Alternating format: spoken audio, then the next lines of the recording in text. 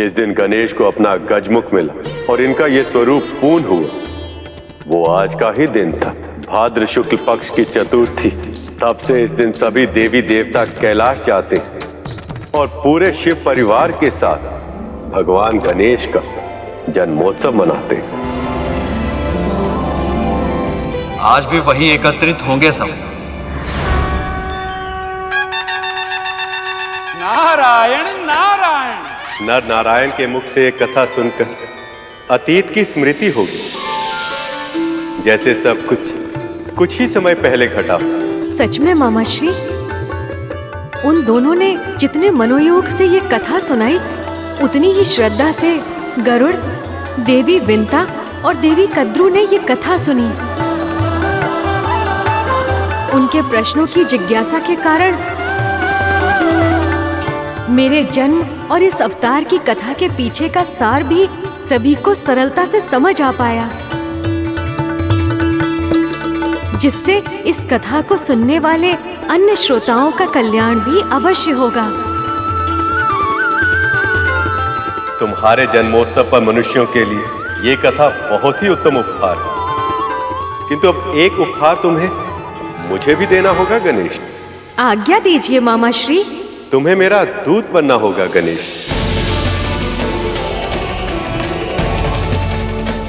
और मेरे प्रिय भक्त तक मेरा संदेश लेकर जाना होगा। आप जैसा चाहते हैं वैसा ही होगा।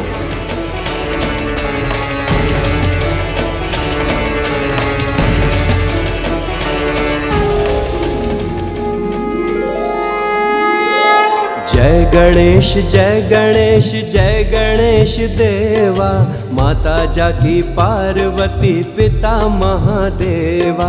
जय गणेश जय गणेश जय गणेश देवा, माता जाकी पार्वती पिता महादेवा। जय गणेश जय गणेश जय गणेश देवा, माता जाकी पार्वती पिता महादेवा।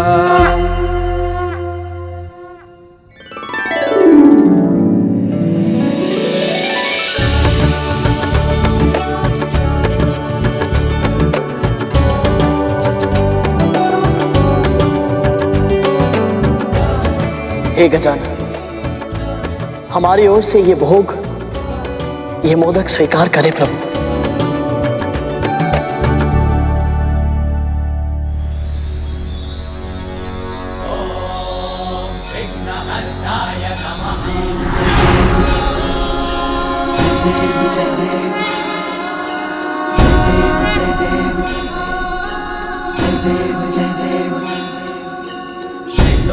चढ़ायो अच्छा गजमुख को, दो दिन लाल विराजे सुध गौरी हर को।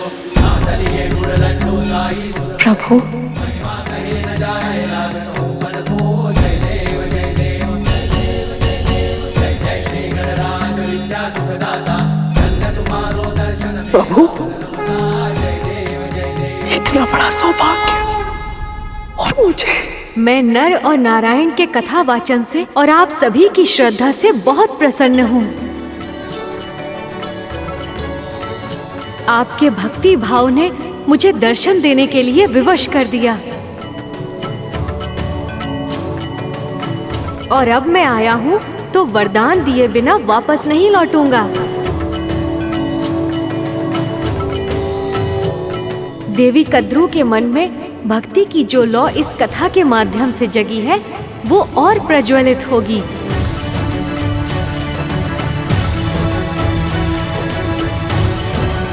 आपका बहुत बहुत धन्यवाद गजानन, बहुत बहुत धन्यवाद।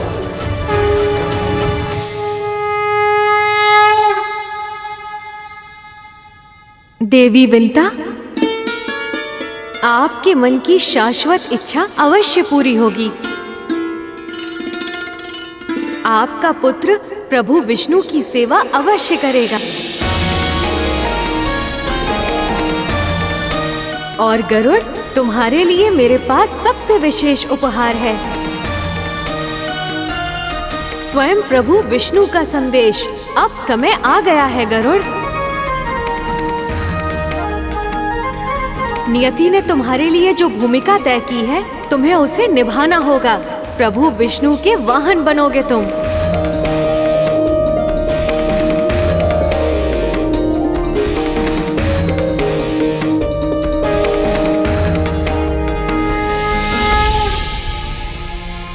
क्या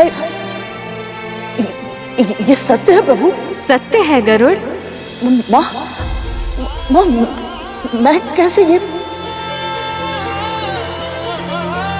प्रभु तुम्हारी प्रतीक्षा कर रहे हैं गरुड़। जाओ, अपना दायित्व संभालो। तुम्हारा कल्याण हो।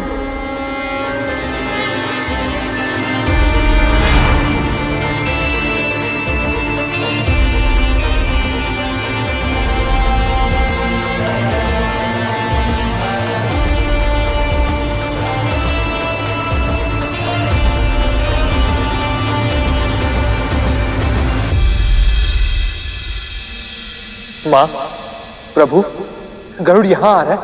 वो यही रहेगा ना हमारे साथ? ये तो बहुत ही प्रसन्नता की बात है। हाँ शेष, गरुड़ अब अपनी नियति के साथ न्याय कर पाएगा। अपने जन्म का उद्देश्य पूरा कर पाएगा।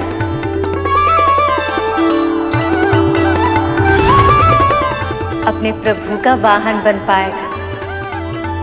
और सत्य कहूं तो मैं ना केवल प्रसन्न हूं बल्कि उत्साहित भी हूं। गरुड़ का स्वागत करने के लिए मैं आतुर हूं।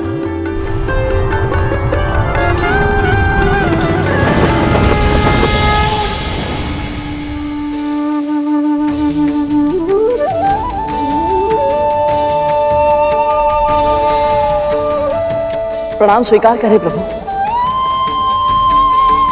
प्रणाम माँ।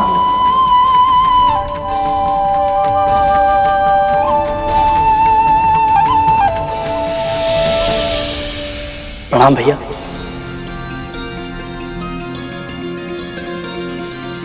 गरुड़, केवल तुम्हारी ही कमी थी। ऐसा लग रहा है कि तुम्हारे आगमन के साथ ये वैकुंठ का परिवार अब पूरा हो गया है। माँ, आपने और प्रभु ने मुझे इस योग्य समझा, ये आपकी कृपा है और मेरी माँ की तपस्या का फल। तभी तो मुझे वो सौभाग्य मिल रहा है जो बड़े बड़े देवता तक को नहीं मिला। तुम्हें अवसर मिल रहा है गरुड़, इसे सौभाग्य में बदलना अभी शेष है। कर पाओगे? क्या मेरा भार उठा पाओगे तुम? अवश्य उठा लूंगा प्रभु। मैंने तो मंदराचल भी उठा लिया था। आप बस आदेश दीजिए प्रभु। मैं अपना दायित्व निभाने के लिए, आपका वाहन बनने के लिए बहुत आतुर हूं। मन तो कर रहा है कि मैं इसी क्षण आपको अपने ऊपर बैठा लूं और अनंत गगन की ऊंचाइयों में खो जाऊं। गरुड़ के भीतर जो शक्तिशाली होने का अहंकार जन्म ले रहा है, इसे शीघ्र ही रोकना होगा मुझे। सारे संसार का भ्रमण बस एक ही बार में कर लूंगा। अवश्य कर ले, किंतु उससे उपरांत मेरी कनिष्ठा उंगली का भार उठाकर तो देखो।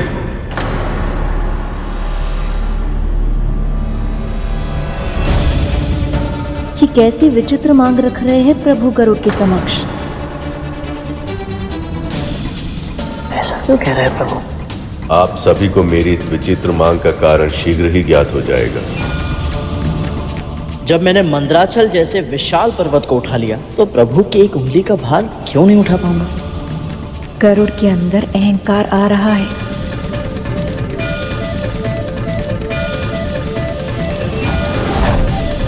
कहिए प्रभु, गरुड़ पर क्रोधित न हो जाए। लगता है प्रभु गरुड़ के अहंकार के कारण उस पर क्रोधित हो गए हैं।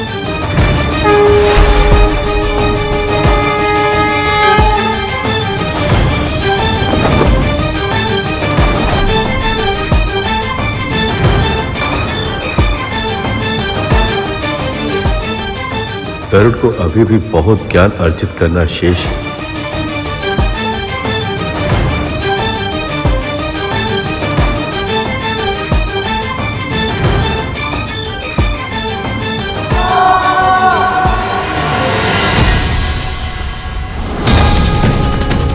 गरुड़,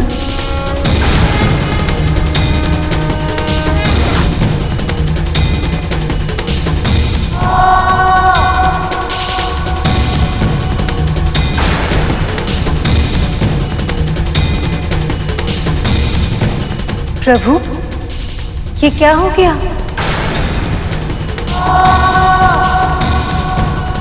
इसका जन्म तो आपका वाहन बनने के लिए ही हुआ था प्रभु। तो फिर ये आपकी एक उंगली तक का भार क्यों नहीं उठा पा रहा है?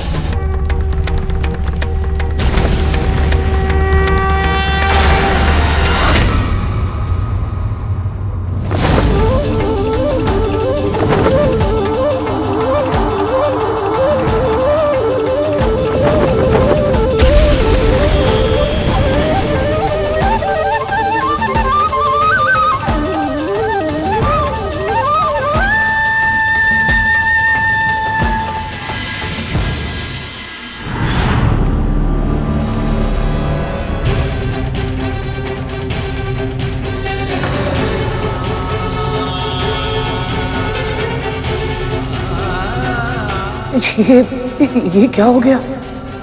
मैं इतना अशक्त कैसे हो गया? मेरी सारी शक्तियां कहां चली गई?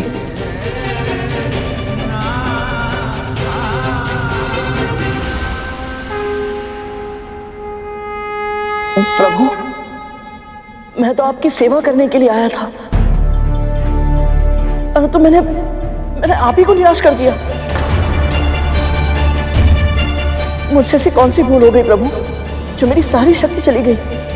शक्ति कभी तुम्हारी थी ही नहीं पुत्र। तुम्हारा अहंकार समझता था कि जो शक्ति थी वो तुम्हारी थी, पर सत्य तो ये है कि संसार में किसी के पास अपनी शक्ति है ही नहीं। इस पूरे संसार को संचालित करने वाली शक्ति केवल आदि शक्ति है।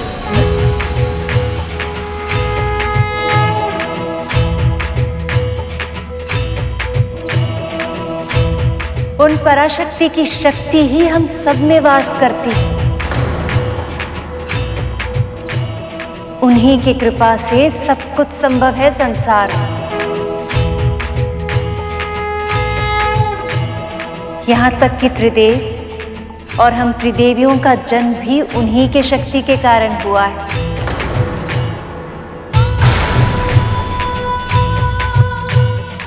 इसका अर्थ यह है कि मुझसे बहुत बड़ी भूल हो गई। माँ, मैं अपनी इस भूल को कैसे सुधारूं?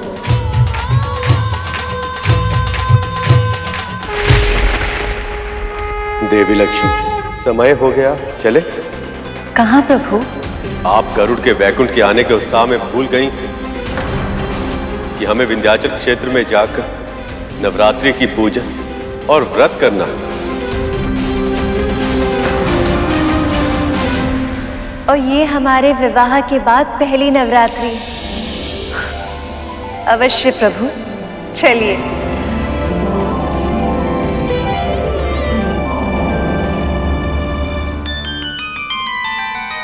भैया, माँ और प्रभु अचानक विंध्याचल क्यों? गरुड़, माँ और प्रभु हर वर्ष नवरात्रि के समय में विंध्याचल देव के क्षेत्र में जाकर साधारण मनुष्य की तरह व्रत पूजन करते हैं। इस समय भी ये वहीं जा रहे हैं।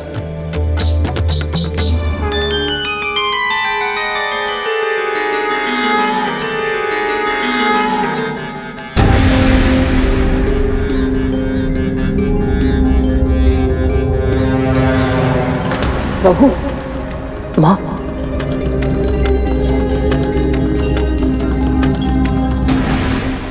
मुझे भी अपने साथ ले चलिए ना। प्रभु, मैं जानता हूँ मुझमें अभी इतनी शक्ति नहीं है कि मैं आपका वाहन बन पाऊं, परंतु यहाँ मैं आपकी सेवा करने के लिए आया हूँ। प्रभु,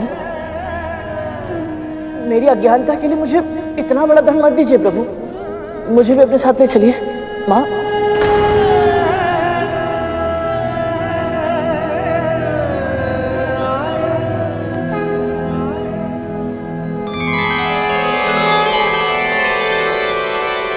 ठीक है पुत्र, चलो। धन्यवाद माँ, धन्यवाद प्रभु।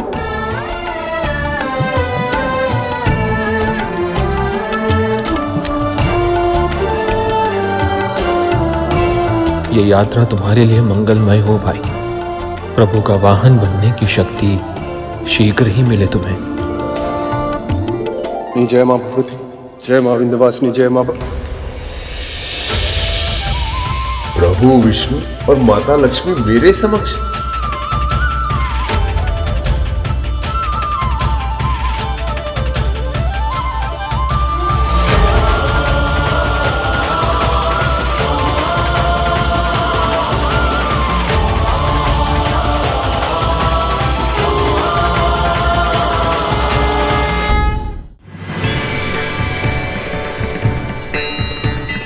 शायद हमारा ही कोई भ्रम रहा।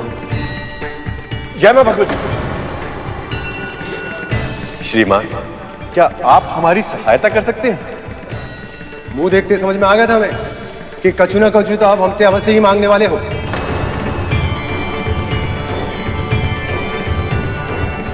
अरे भैया, कौन हो, क्या चाहिए आपको हमसे? जी, मेरा नाम पुरुषोत्तम है। ये मेरी पत्नी कांता और ये मेरा शिष्य सुपर्ण। सुपर्ण हो या कुपर्ण, हमें उससे क्या है? देखिए भैया, जो भी काम है हमसे शीघ्र बताइए। हमें वैसे भी घर पहुंचने में विलंब हो गया है। जी, हम ना बड़ी लंबी यात्रा पर निकले हैं। कल से नवरात्रि आरंभ हो रही है, इसलिए हमने सोचा कि हम यहीं रुककर नवरात्रि का व्रत पूजन कर लें। यहाँ कहीं अगर रुकने का स्थान मिल जाए तो। नहीं भैया, नहीं। उचित मूल्य देंगे हम उसका। अग्रिम धनराशि दीजिएगा।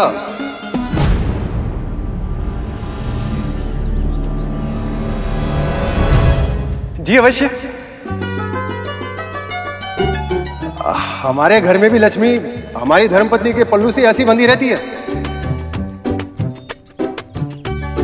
देखिए, हमें इस बारे में अपनी धर्मपत्नी से बात करनी होगी। अगर उनकी सहमति हुई तो हमें कोई आपत्ति नहीं है। पूछते हैं ना, कौन रहेगा कौन नहीं, इसका निर्णय तो घर की स्त्री करती है। जी जी बिल्कुल। वैसे हमारे घर के भी सभी निर्णय ना यही लेती हैं। घर घर की यही कहानी है भैया। विंध्याचल गिरजापुर में आपका स्वागत है मां भगवती की कृपा से। आइए आइए। ये व्यक्ति बहुत ही विचित्र है। प्रभु ने इसे ही क्यों चुना?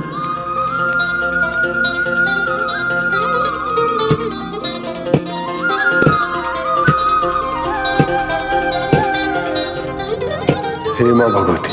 क्या हुआ श्रीमान? ओखली के स्वर से तो पता ही नहीं चल रहा कि क्रोध कितना तीव्र है। अब आप तनिक यहीं ठहरिए, हम अभी बात करके आते हैं।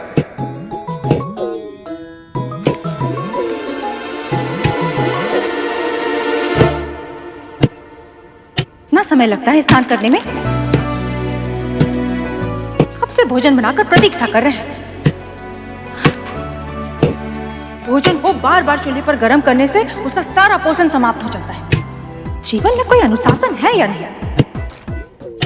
पता है, जो समय का सम्मान नहीं ना करता, समय भी उसका सम्मान नहीं करता। प्रभु, ये स्थान ठहरने के लिए ठीक तो नहीं लग रहा। ग्रह स्वामिनी तो बहुत ही क्रोधी स्वभाव की है। कभी कभी क्रोध में भी प्रेम छुपाता है सुपर्ण।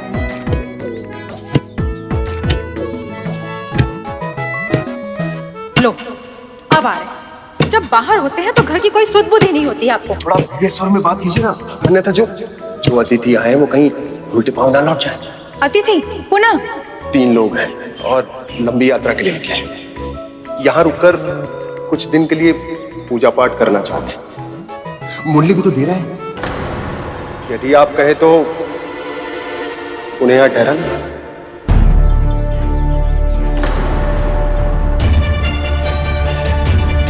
इनके स्थान पर आकर नव दुर्गा की कथा सुनाने के पीछे इनका ही कल्याण निहित है और इनके कष्ट हरने हम स्वयं पृथ्वी लोक पर आए हैं। यदि शास्त्री जी की धर्मपत्नी ने हमें अनुमति नहीं दी तो इनके पिछले कर्म और पीड़ा को सुधारने का अवसर इस नवरात्रि के बाद कभी नहीं आएगा।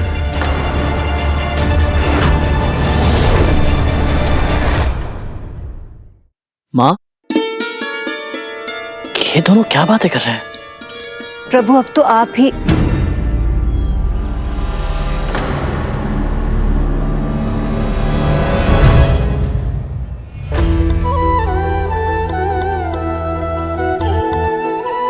प्रभु गौ माता में छिपी मां शक्ति के रूप को निहार रहे हैं।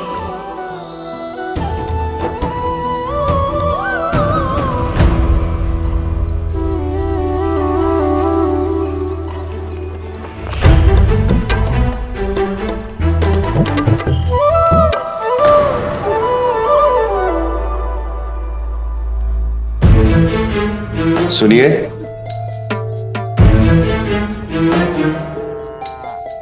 बहुत ही कठिनाई हुई है भैया, परंतु मान गई। पर स्वच्छता का ध्यान रखना होगा। घर बिखरा हुआ या अस्वच्छ नहीं होना चाहिए। वाह प्रभु, क्या लीला है आपकी। भक्त स्वयं माता लक्ष्मी से कह रहा है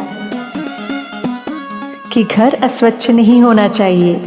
वो बूझते हैं ना, यदि घर में अस्वच्छता हो तो घर की लक्ष्मी द्वार से ही लौट जाती है, भगवती की कृपा से। इसे ज्ञात भी नहीं कि लक्ष्मी स्वयं इसके घर में इसके जीवन को संवारने आई है। जी मैं जानता हूं। और आप चिंता बिल्कुल भी मत कीजिए। मेरे होते हुए लक्ष्मी को आपके घर से नहीं जाने दूंगी। मेरे प्रभु कितने उदार हैं। एक सामान्य मनुष्य बन के अपने एक भक्त के घर रह रहे हैं। ये विनम्रता, ये उदारता मेरे लिए कितना बड़ा ज्ञान है। और घर में कोई तोड़फोड़ नहीं होनी चाहिए। अगर किसी प्रकार की कोई क्षति या हानि हुई तो समझ गया।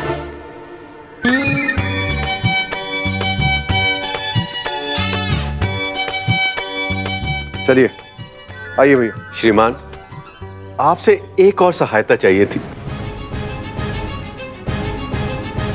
हाट से सामान लाने के लिए यदि आपकी बैलगाड़ी मिल जाती तो।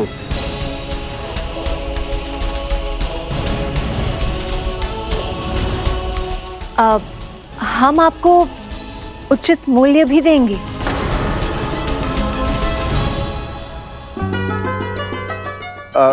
हाँ, अगर मूल्य देंगे तो, परंतु तीव्र गति से भगाने के लिए हमारे बैलों पर चाबुक इस्तेमाल नहीं कीजिएगा आप। जी आप बिल्कुल निश्चिंत रहें।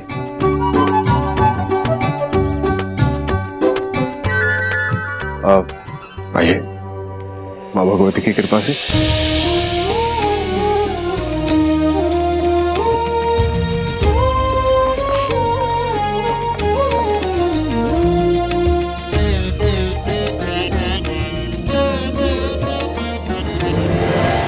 ये स्थान तो कितने समय से बंद था, लेकिन फिर भी कितना स्वच्छ है ना प्रभु। जी देवी। प्रभु, माँ,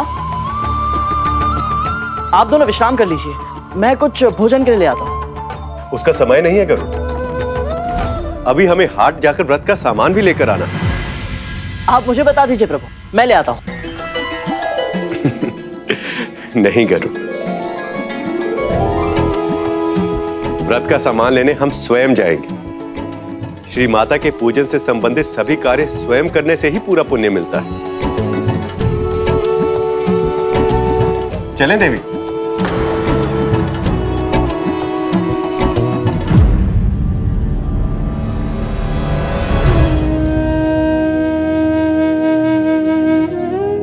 तुम प्रभु के वाहन तो नहीं बन सके, पर कम से कम सारथी तो बन जाओ। मैं यदि आज वाहन होता तो प्रभु की सहायता कर पाता, परंतु अपनी शक्ति पर अहंकार करने के कारण मैंने अवसर खो दिया।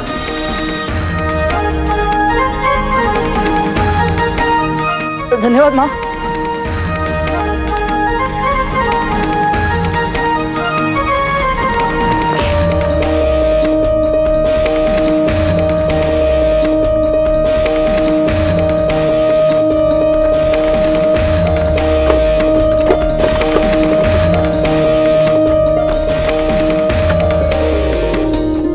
नश्वर होने के बाद भी कितनी सुंदर है ये सृष्टि और यहाँ के प्राणी।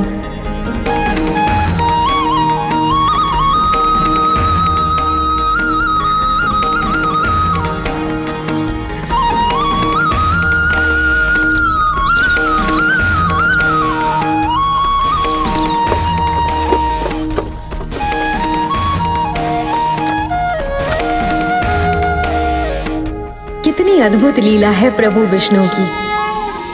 देवी, कितना मनमोहक दृश्य है ना। सत्य प्रभु, सभी 14 भुवनों में से इस पृथ्वी लोक की और पंच तत्वों से निर्मित देहधारी उनके प्राणियों की तो छटा ही निराली है।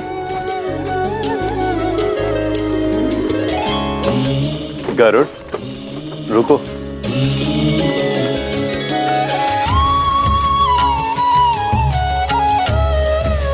आइए देवी, यहां से आगे हम पैदल जाएंगे।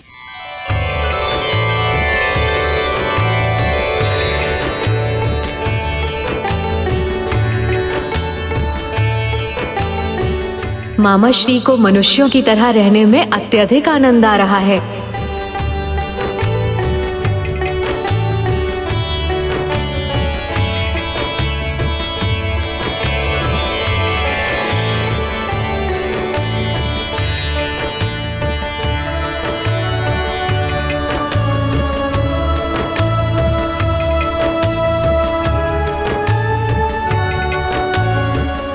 कितनी उत्सुकता से सारे भक्तजन माता के नवरात्रि की पूजा करने की तैयारी कर रहे हैं। मां शक्ति अवश्य इन सबकी मनोकामना पूरी करेंगी।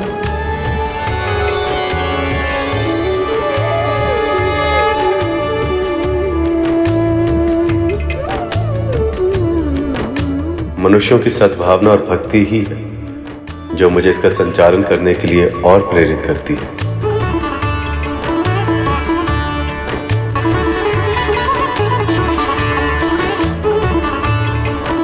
देवी, इधर उधर कहाँ भटकिएगा, यहाँ आइए। एक ही स्थान पर आपको सारी वस्तुएं मिल जाएंगी।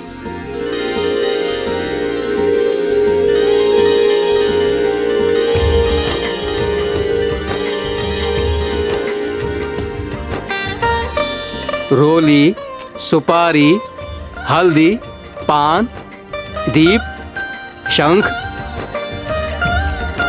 और ये। अरे व्यापारी जी, पहले मूल्य तो तय कर लेते हैं।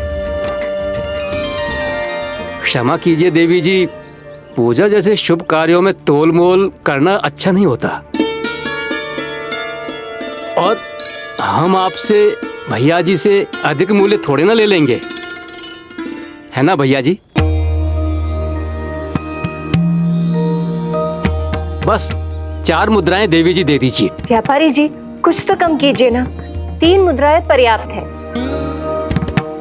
वह मनुष्य बनते गृहिणी जैसा व्यवहार करने लगी। क्षमा कीजिएगा देवी जी, पर जिन वस्तुओं से भगवती जी की सेवा हो उनके मूल्यों में तर्क वितर्क ये अच्छा नहीं लगता ना। जो स्वयं में समस्त संसार की श्री है, वो कुछ मुद्राओं के लिए तोल मोल क्यों कर रही है?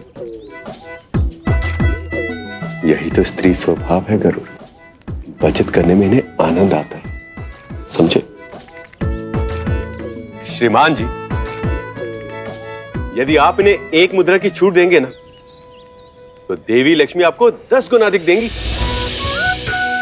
अब आपने भगवान का ही नाम ले लिया तो हम उनकी महिमा को कैसे कम कर सकते हैं? उचित है।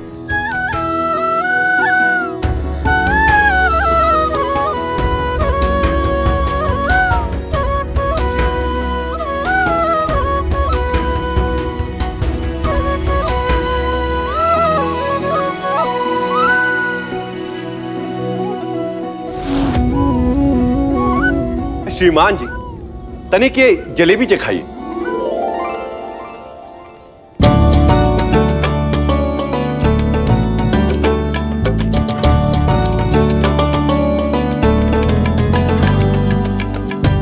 श्रीमान जी, एक काम कीजिए, एक लड्डू भी दीजिए।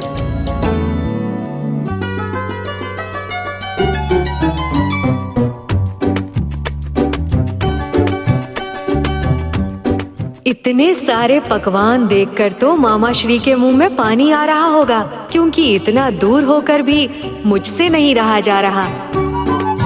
श्रीमान जी, जरा एक पेठा भी दे दीजिए।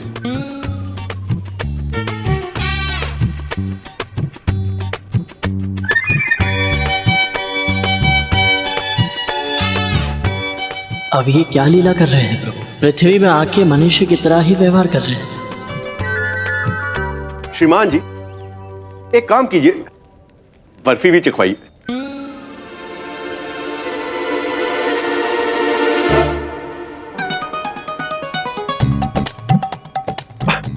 आप रहने दीजिए, एक काम कीजिए, इस सबको ना बांध के दे दीजिए। ये लीजिए।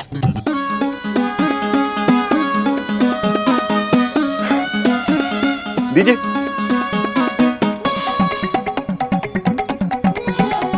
चले। मामा श्री तो पूरा लाभ उठा रहे हैं मनुष्य रूप लेने का। सुंदर सुंदर मूर्तियां, माता की मूर्तियां, आ जाओ आ जाओ। हम बेचने बनाने वाले कौन है भैया जी? ये तो माँ भगवती की कृपा है जो इस आयु में भी हाथ चल रहे हैं। आप जो ठीक समझें दे दीजिएगा दक्षिणा समझकर।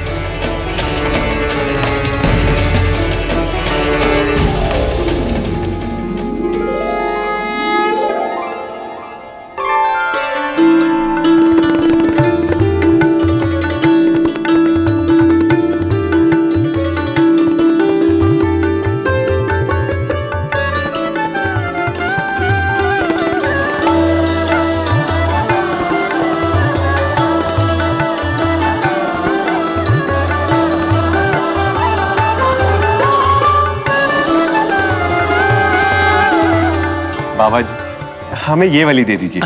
जी।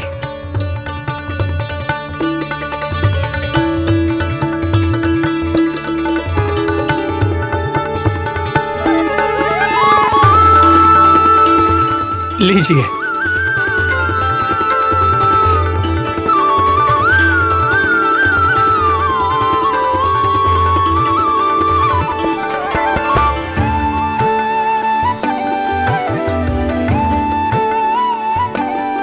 सच में भगवान को केवल भाव से ही जीता जा सकता है।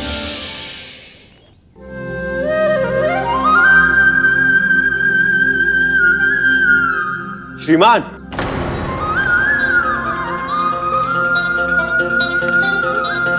प्रभु, हम पूजा की तैयारियां करते। अवश्य।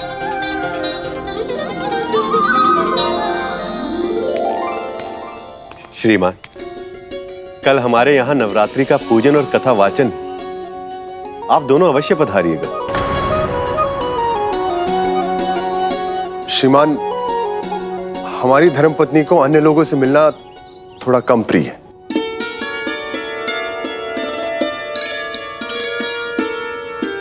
परंतु वो आए ना आए, हम अवश्य पहुंच जाएंगे मां भगवती की कृपा से।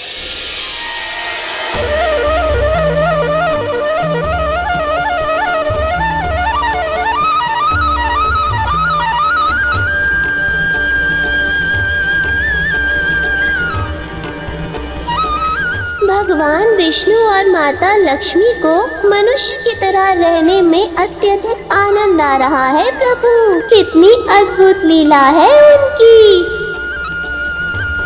हाँ मूषक जी, वो अपने भक्तों का उत्थान तो कर ही रहे हैं, स्वयं उनके घर में रहकर। साथ ही माता शक्ति की नवरात्रि की पूजा भी स्वयं मनुष्यों की तरह करके सृष्टि के समक्ष इस बात का प्रमाण भी प्रस्तुत कर रहे हैं कि माता शक्ति के लिए उनके सारे भक्त एक समान हैं। देवी, सभी कार्य स्वयं करेंगी या कुछ मुझे भी करने देंगी?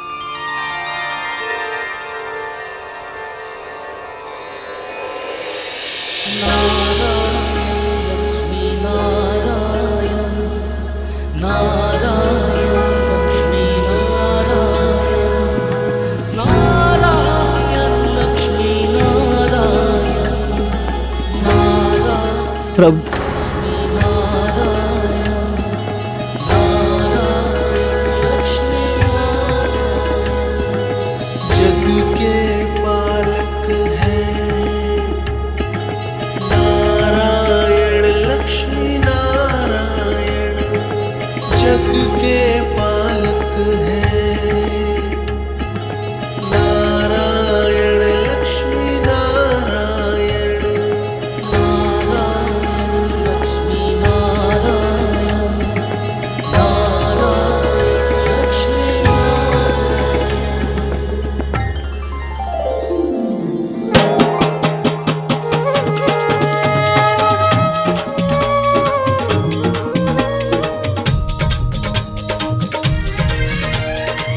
कल की प्रतीक्षा करना कितना कठिन हो रहा है ना देवी।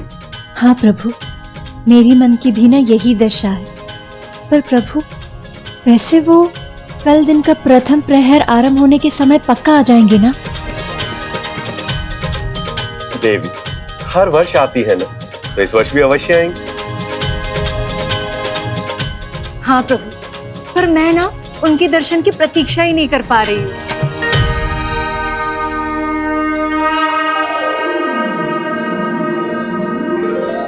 प्रभु, माँ, कौन आने वाली है?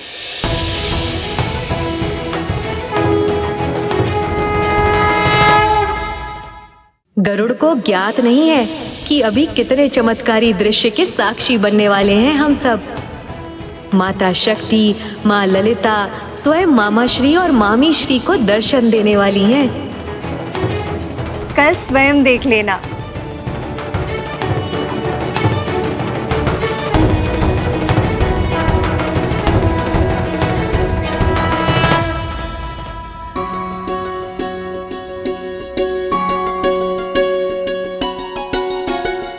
भगवान,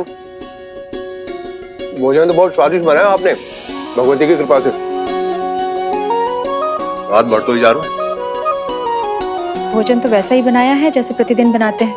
हम देख रहे हैं जब से ये अतिथि घर आए हैं, आप कुछ अधिक प्रसन्न रहने लगे हैं। वो क्या है ना भगवान, वो लोग कल से व्रत और कथा प्रारंभ कर रहे हैं। तो क्या है ना, हम सोच रहे थे कि हम भी वहां जाकर कथा का सार क्यों नहीं लेंगे। भगवती की कृपा से आपको जाना है, आप जाइए, कथा सुनिए, पूजन कीजिए। हम नहीं जाएंगे।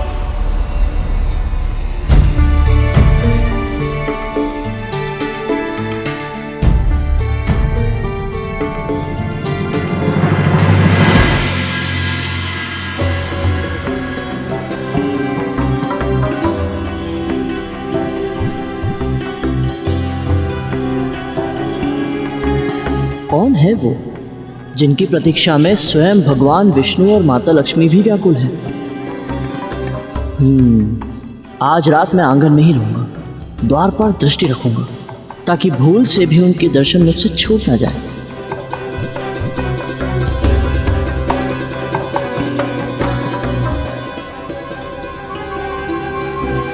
कब आएंगी वो?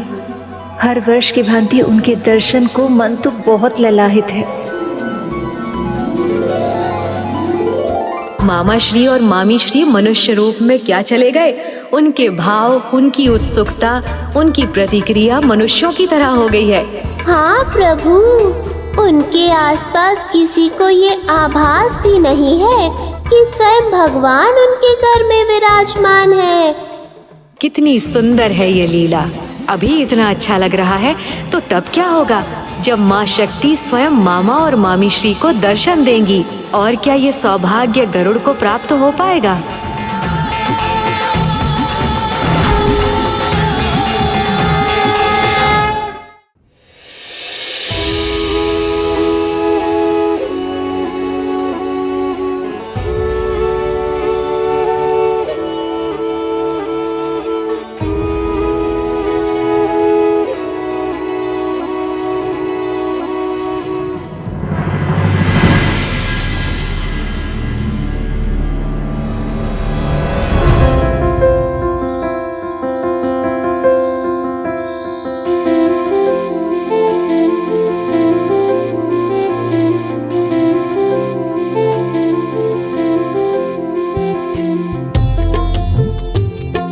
माँ और प्रभु इतनी शीघ्र तैयार हो गए?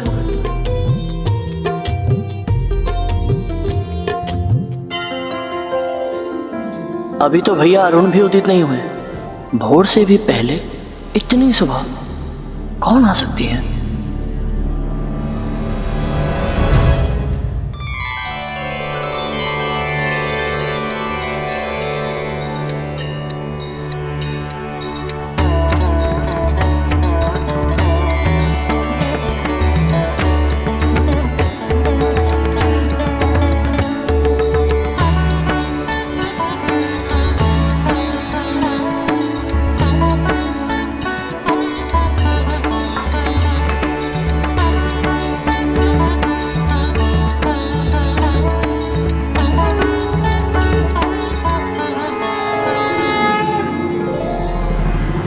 ये दीपक की लौ स्वतः ही कैसे बढ़ती जा रही है? कैसी लीला है ये?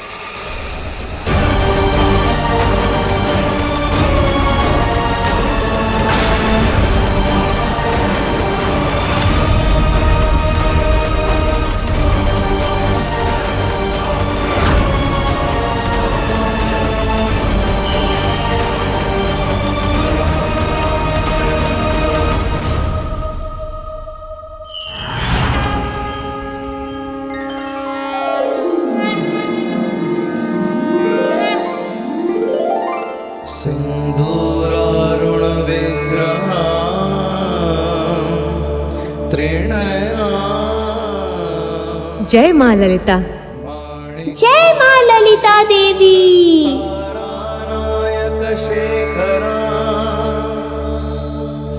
स्मित मुखी माँ पीन वक्षोरुहा पाणिभ्यामलिपूर्ण रत्न चषकं रक्तोत्पलं बिभ्रती सौम्या रत्नघटस्थरक्तचरणा ध्यायेत् परमाम्बिका। श्री माता, हमारा व्रत सफल हो।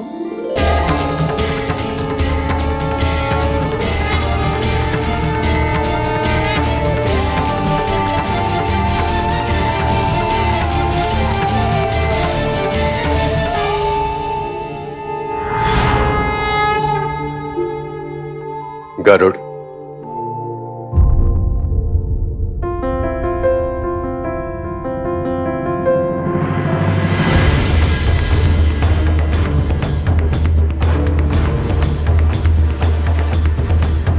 माँ, वो कौन थी जिनकी आभा इतनी अधिक तेज थी कि मैं सहन नहीं कर पाया और अचेत हो गया?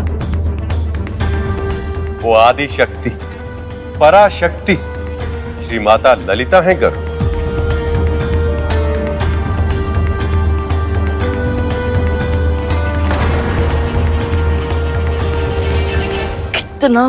कितना अभागी हूं मैं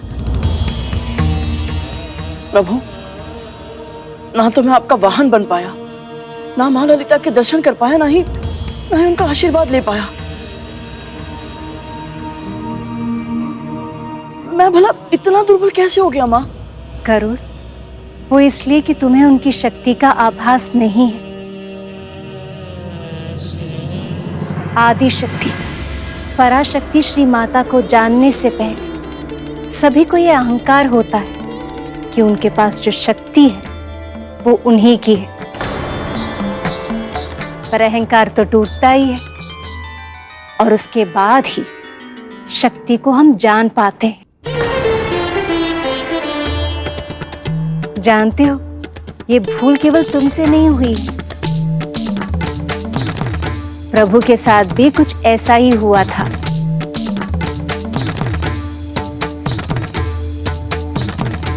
प्रभु विष्णु और अहंकार, जो स्वयं सृष्टि के पालन करता है, उन्हें कैसे माता की शक्ति का ज्ञान नहीं था? इस कथा के बारे में तो मुझे भी ज्ञात नहीं है। प्रभु, ये कैसे? सृष्टि के आरंभ में केवल और केवल पराशक्ति ही थी, जो निर्गुण, उनका ना कोई आदि ना ही कोई अंत। उन पराशक्ति से उत्पन्न हुए महादेव और उन्हीं से उत्पन्न हुआ मैं, अर्थात विष्णु।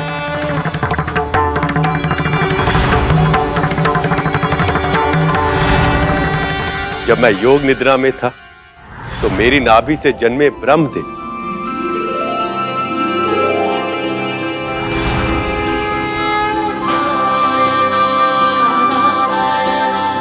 और फिर भी कई युगों तक मेरी निद्रा भंग नहीं हुई।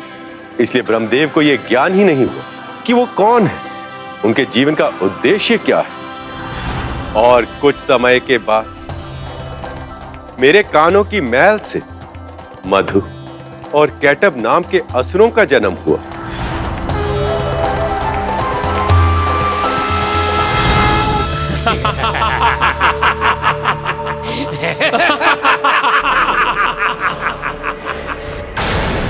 वो दोनों असुर ब्रह्मदेव का भक्षण करके अपनी भूख मिटाना चाहते थे।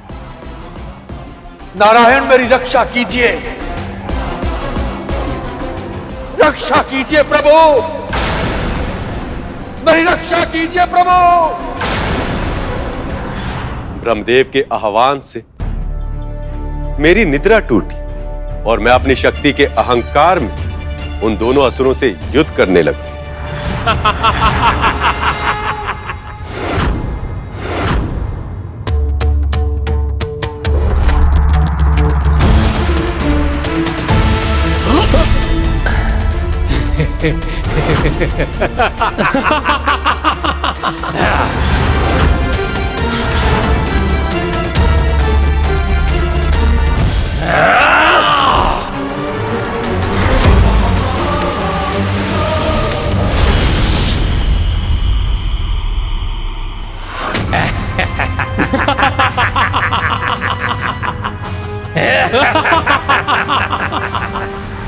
क्योंकि तुम्हारी ही तरह मेरा अहंकार भी तब टूटा जब मैंने उनसे युद्ध किया।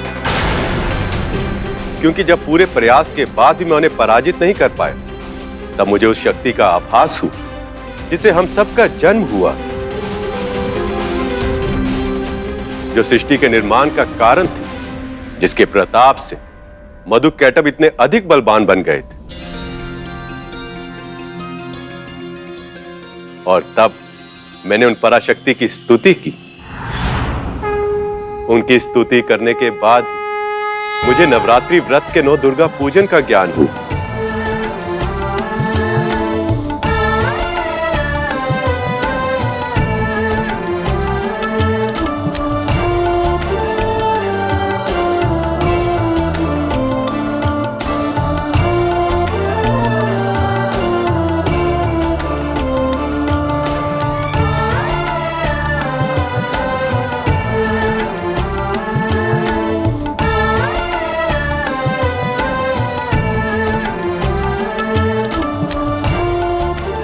और उस पूजन के बाद ही मुझे उस आदि शक्ति पराशक्ति का आशीर्वाद प्राप्त हुआ। मधु और कैटब नाम के ये दोनों असुर आपको पराजित करने के कारण अहंकार से भर गए हैं। यदि आप इनके अहंकार का प्रयोग इन्हीं को पराजित करने में करें तो आपको सफलता अवश्य मिलेगी।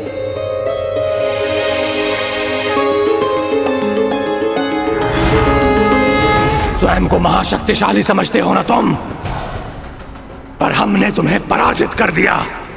मैं विष्णु आप दोनों के अंदर छिपी शक्ति से हार स्वीकार करता हूं। अब मेरी आप दोनों से यह विनती है कि आप दोनों महाशक्तिशाली योद्धा मुझ निर्बल को एक वरदान दें।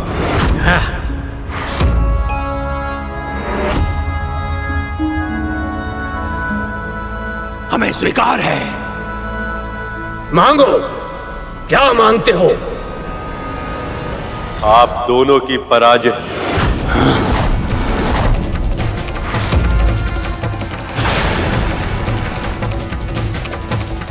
आप दोनों की मृत्यु मेरे हाथों से हो। हमारे वरदान का प्रयोग हमारे ही विरुद्ध कर लिया तुमने। हम अपने वरदान का मान रखेंगे।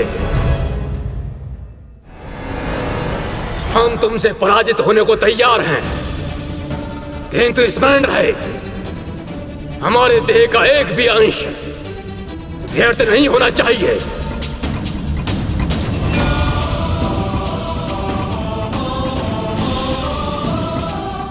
मुझे स्वीकार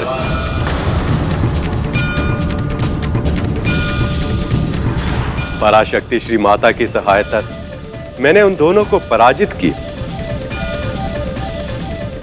और ब्रह्मदेव की सहायता से उनके देह से पृथ्वी बनी। इस तरह मुझे मेरे कर्तव्य का ज्ञान हुआ और ब्रह्मदेव को उनके उद्देश्य का भान हुआ। पराशक्ति श्री माता से प्रेरणा लेकर ब्रह्मदेव ने न केवल पृथ्वी की रचना की बल्कि अन्य प्राणी और वस्तुओं की भी रचना की। श्री माता के ज्ञान के बिना किसी भी प्राणी को उसके जीवन का उद्देश्य पता नहीं चल सकता।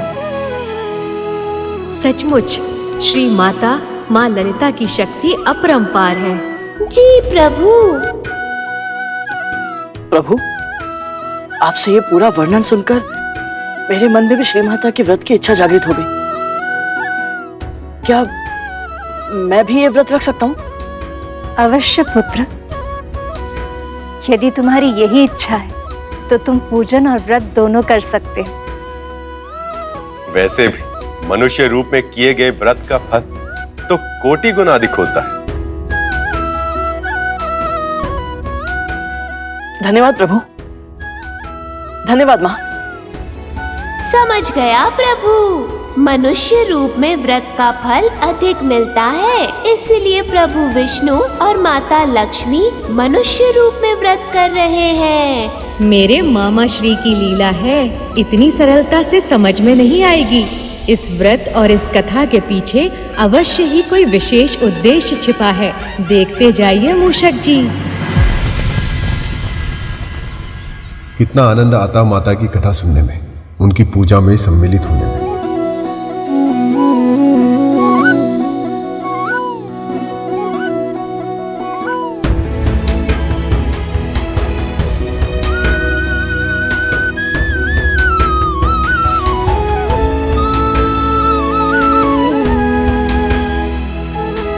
यदि आपका इतना अधिक मन कर रहा है जाने का, कथा सुनने का, तो आप चले क्यों नहीं जाते? हम नहीं जा रहे हैं इसका अर्थ ये नहीं है कि आप भी नहीं जा सकते।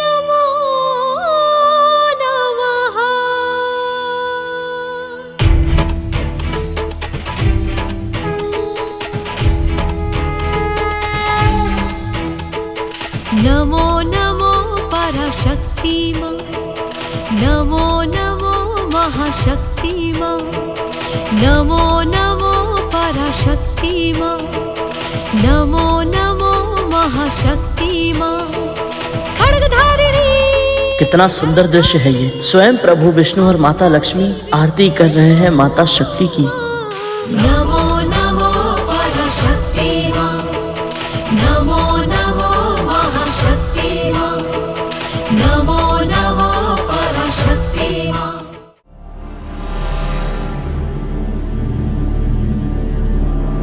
माँ, ये कलश की स्थापना क्यों की जाती है?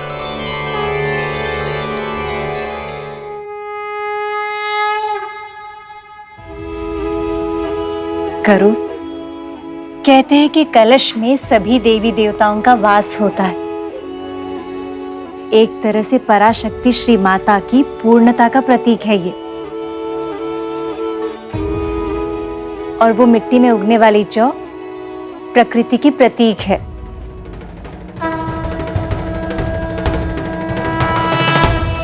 और इस पूजा की अवधि में ये जौ बाली के रूप में बदल जाती है।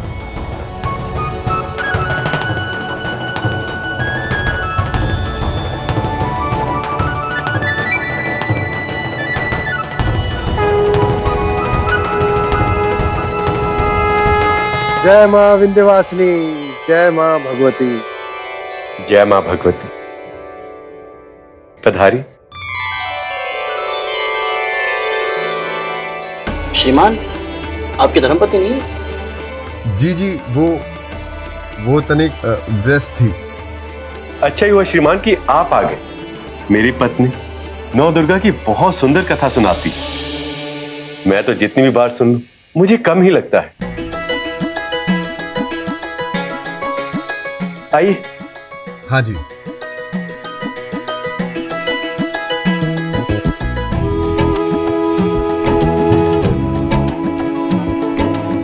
नवरात्रि में नौ दुर्गा की उपासना का विधान होता है। इस अवधि में हर दिन माँ दुर्गा के एक स्वरूप की पूजा की जाती है। ये नौ दुर्गा कौन है माँ? नौ दुर्गाओं में प्रथम है माँ शैलपुत्री, दूसरी है माँ ब्रह्मचारिणी, तीसरी है माँ चंद्रघंटा, चौथी है माँ कुष्मांडा, पांचवी है माँ स्कंद माता, छठी है माँ कात्यायनी, सातवीं माँ कालरात्रि, आठवीं माँ महागौरी और नौवीं है माँ सिद्धिदात्री।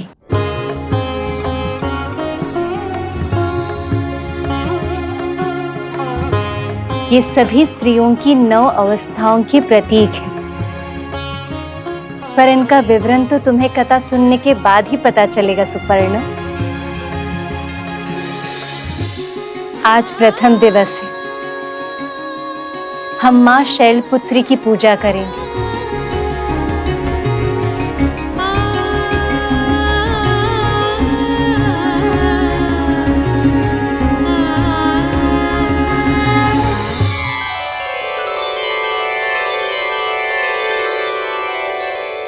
हे श्री माँ माता ललिता, अपने जीवन का लक्ष्य प्राप्त करने में मेरी सहायता करें माँ। हे माँ ललिता, मेरी पत्नी को भी सद्बुद्धि दीजिए माँ, ताकि वो भी आके आपकी कथा सुने और उस पर भी आपकी कृपा हो।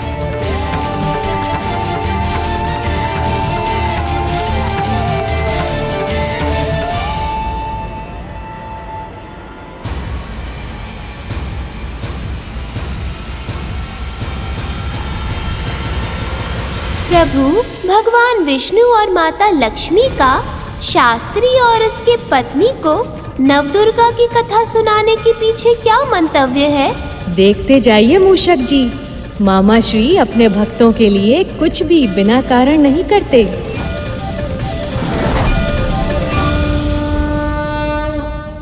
पक्षीराज गरुड़ के साहस भरे कारनामे देखने के लिए चैनल को सब्सक्राइब करें और साथ ही बेल आइकॉन दबाना न भूलें।